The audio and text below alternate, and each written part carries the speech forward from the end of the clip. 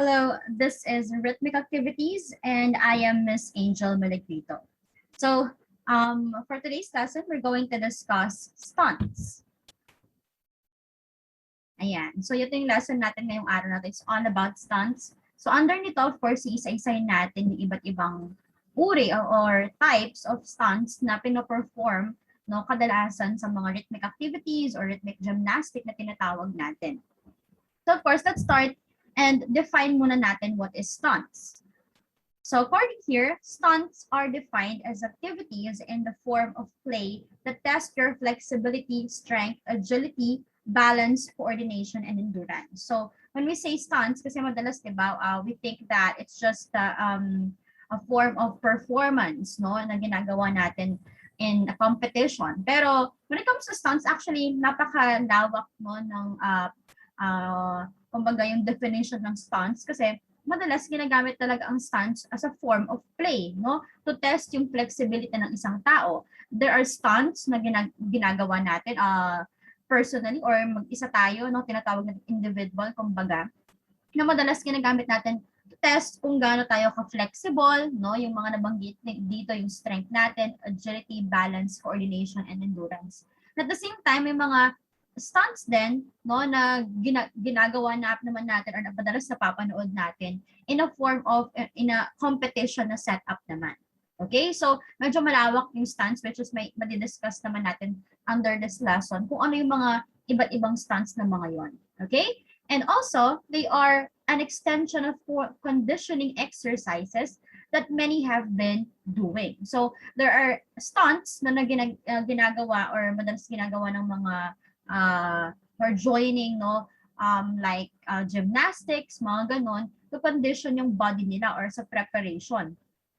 And at the same time, stunts are a part of gymnastics which are difficult but exciting to do, requiring a great skill, correct technique, and daring performance. Kagaya ng nabanggit ko kanina, no, there are stunts na medyo mas siya, informal, kumbaga na tayo lang gumagawa, no, maybe with your partner or iba't ibang mga varieties or differences ng stunts. At may mga stunts din naman na for formal naman siya na setup.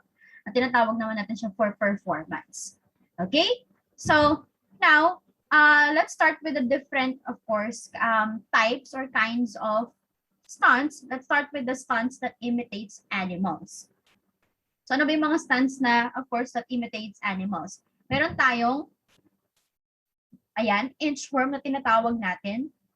So inchworm, using the arms as a support, move your feet towards your hands while keeping your knees straight for approximately 8 counts. As you can see here, ayan, from the bent position of your body and your legs straight, move forward using your arms until you're back to the starting position. So kaya sa tinawag na inchworm, you're like, you know, imitating talaga yung movement, no, ng inchworm. Just like this.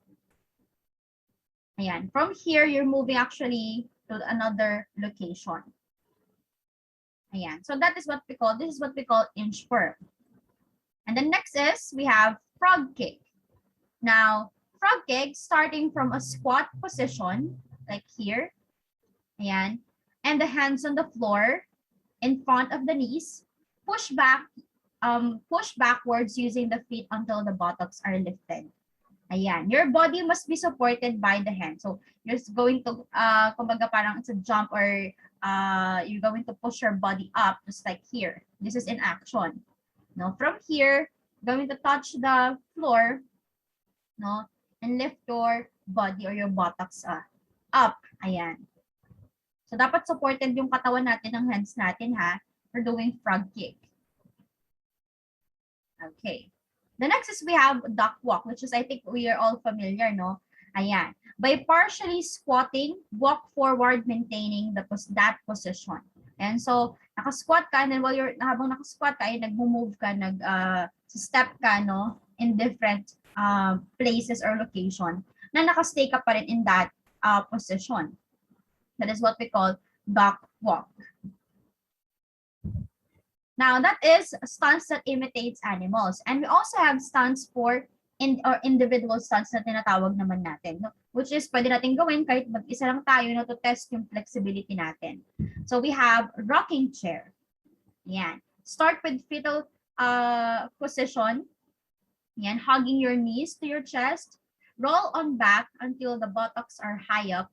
Return to the starting position and repeat the same motion several times. Or you're like a rocking chair. You're moving backward and front and backward. Kumbaga parang swing, no? Ayan. Yung sinuswing natin, nire-rock natin yung body natin.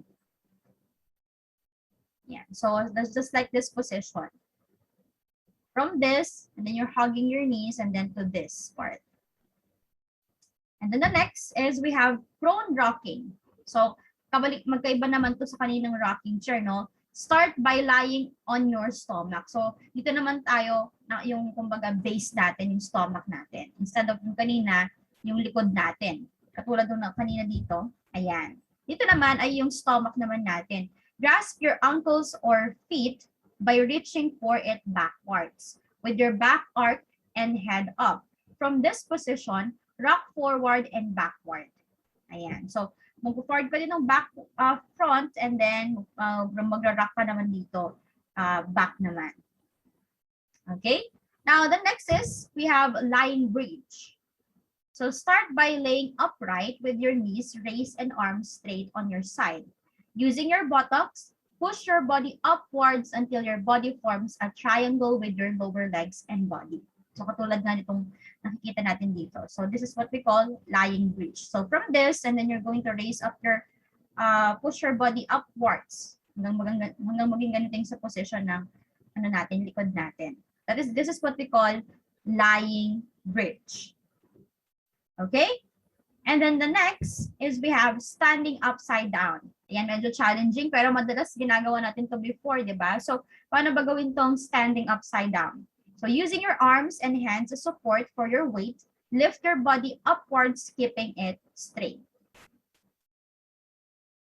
Ayan, so this is what we call standing upside. This is better actually if you have someone behind you, no? Nasasalo sa atin para hindi tayo malaglag. Or a wall, just like here, as a support.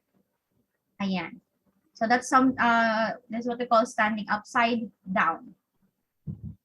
And then we also have ankle hold walk.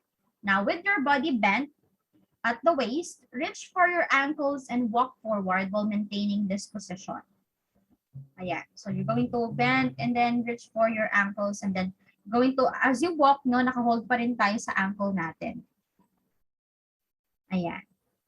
And then, we also have circling legs. So habang nakahiga naman tayo dito. This stance starts with lying on your back on a mat. And then with palms facing downwards, keep both arms at the side. So nakababa yung kamay natin. Bend one knee and keep the foot flat on the ground. So nakababa yung ano natin dito, yung knee natin. Ayan. Raise your other leg towards the ceiling and then move it towards your hip before slowly lowering it almost to the floor. Bring your foot slowly to the right, having your leg point to a direction. Create a circle using the steps before going back to the starting position. So, circle mo lang dyan, itong part ng legs natin na itong nakataas, no? So, that's why it's circling leg, while yung isang paa natin ay nakababa. So, kumbaga magkabilaan yan. Okay, so this is what we call circling leg. Napakasimple, no? Ayan. And then, we also have, of course, duels stunts naman ngayon. Of course, with a partner. Ayan, as a support or as a guide habang ginagawa natin tong stunts na to. We have the first is wheelbarrow. Now, person 1 stands up while person 2 is in a starting position for push-up. So, ito yung person 1 and ito yung person 2. So, ito yung position ng yung person 2 na naka-push up siya. And then ito naman, it's like holding a wheelbarrow. Ayan. His body parallel to the floor. Person 1 grasp person 2's ankle. Katulad ng nakikita natin, nakahawak siya sa ankle niya. And the latter's body rises from the floor. The pair walk forward with person 2 using his hands and arms to move and support his weight. So they're moving, no? Of course, nakadepende tong si person 1 habang sinasabayan niya yung movement to habang nag-move ito namang si person 2 using yung kanyang kamay forward. Okay, so that is what we call wheelbarrow. And then the next is we had get up back to back. Ayan. So we can also try this if you have your partner. Ayan. This stance requires that the partners ito are approximately the same height. So nire-require dapat height natin yung partner natin dito para fair, no? Yung pagtayo natin, hindi tayo mahirapan. Now, the pair has to sit back to back on the floor. Their arms link. So you can see here, nakalink siya. And their legs stretch. Ayan din, nakita din natin dito. The goal is to have the pair stand up while staying in the same position. So, yun naman tinatawag natin na get back to back. So, tatayo naman tayo ng ganito pa rin yung position natin. Ayan. That's why it's required na dapat kahit pa paano ay kahit natin yung kapartner natin para hindi naman tayo nahirapan if in case masyadong matangkad yung partner natin. Okay? So, that is get up back to back. And then we also have knee stand. Ito medyo challenging siya pero kaya namang gawin if you're going to follow the process. So person 1 stands upright while person 2 is in a starting position for push-up. Person 1 starts with a stride position, feet about a shoulder width apart and with knees slightly bent. So ito siya, no, naka-slightly bent yung knee niya, shoulder apart. Shoulder width apart yung kanyang paa, no? Slightly naka-bend, and then person 1 squats and lets person 2 rise to his to sit on his shoulder. And as you can see here, tatayo siya, ano siya, no, yung person 1 magsa-squat siya, and then person 2 naman magra-rise siya dun sa kanyang shoulder. Now from this position, person 2 places his feet on his partner's thigh. So you can see, nakaapak na si person 2 sa legs niya, sa thigh niya. And then person 1 leans back to gain balance. So medyo mag-a-attract siya sa likod niya, no? To balance, hindi sila matutumba. Kasi nandito yung weight niya sa harap, of course, kailangan may balance din, pang-balance sa likod. Ayan. As he removes his head from between person's 2 legs. So dapat bibitawan na yan, no? Sa kanyang legs. Partner 1 has to grip person's 2 upper thighs, dapat yung kanyang hahawakan. Ayan, dapat dito sa upper thigh yung pag-hold niya. While the other maintains balance by spreading his arms sideward. Ayan. His body parallel to the floor, and then person 1 grasps person 2's ankles, and the latter's body rises from the floor. The pair walk forward with person 2, using his hands and arms to move and support his weight. Ayan. So this is what we call knee stand. Okay? So it takes a lot of course, coordination and trust with your partner while doing this stunts. Ayan, that is knee stand. And then, of course, we also have group stunts naman. Ito yung madalas naman natin nakikita sa mga competition na ginagawa naman natin. So how about group stunts? Now, we actually have pyramid as an example. No, madalas nakikita natin ito sa cheer dance competition. Ayan, wherein in pyramid, you are building a human pyramid. It requires us to be healthy, and strong in body and attitude. So of course, if you're going to build a human pyramid, it depends pa kung gaano kadami yung mga kasama doon. Kailangan talaga healthy, no? Fit yung mga gagawa ng pyramid, at the same time attitude and coordination, mga ganyan na kailangan. The following qualities are needed in order to successfully build a human pyramid. Of course, unity and cooperation is really important. Leadership, ability, agility, sense of responsibility.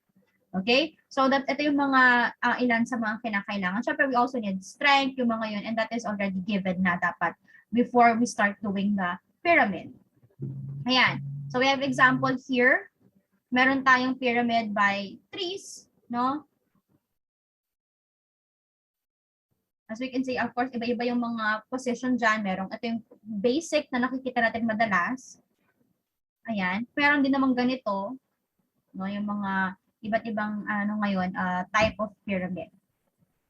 And then so we also have, ayan, mas madami na yung groups, no, or partners or members sa pyramid na yan. Ayan, ito sa mga cheering competition or cheer dance competition na madalas nakikita natin yung pyramid. So ito, mas madami naman sila. So of course, if mas madami yung members, mas mahirap or mas kinakailangan talaga ng cooperation. Kasi isa lang ang magkamali, lalo na yung mga nasa base, lahat yan ay matutumba or magkakaroon ng tawag doon, pagkakagulo or hindi magiging maayos yung pyramid na mabubuo natin. Okay? So, yan, tatandaan natin when it comes to stance, it takes a lot of, strength, no, at lahat namang kailangan gawin. And flexibility, and tabanggit nga natin kanina. Pero yun ay napaka-importante ito, especially when it comes to rhythmic gymnastic or rhythmic activities na kailangan matutunan din natin to improve, of course, yung flexibility natin. Okay? So that's the end of the topic. Again, this is rhythmic activities and I'm Miss Angel Melegrito. And that's the last part of our lesson for today.